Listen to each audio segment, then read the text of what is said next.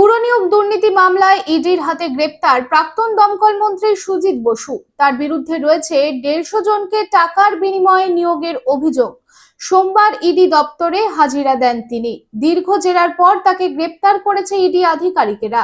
মঙ্গলবার মেডিকেল পরীক্ষার জন্য সুজিত বসুকে কেন্দ্রীয় বাহিনীর কড়া নিরাপত্তায় নিয়ে যাওয়া হয় হাসপাতালে। এরপরেই তাকে রাখা হবে পুলিশি হেফাজতে। আবার মঙ্গলবারই সুজিত বসুকে আদালতে পেশ করা হবে। ইডি আরো জিজ্ঞাসাবাদের জন্য রিমান্ড চাইবে।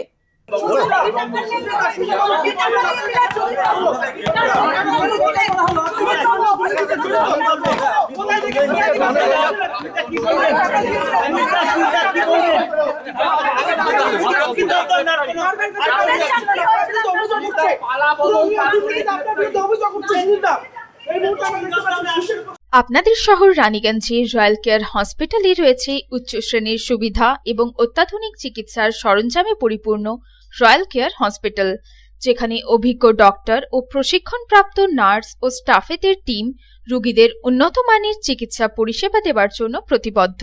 রয়্যাল কেয়ার হসপিটালে আপনারা পাবেন dialysis, pathology, CT scan, X-ray, USG, general surgery, microsurgery, nephrology, neurology, urology, gastroenterology, orthopaedic surgery, maxillofacial, oncology, pulmonology সহ 24 ঘন্টা এমার্জেন্সি পরিষেবা, 24 ঘন্টা অ্যাম্বুলেন্স পরিষেবা সহ আরও বিভিন্ন সুবিধা।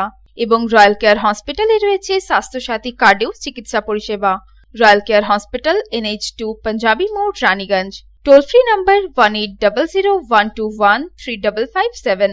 Mobile number 7479002900, 7479002901, 7479002902।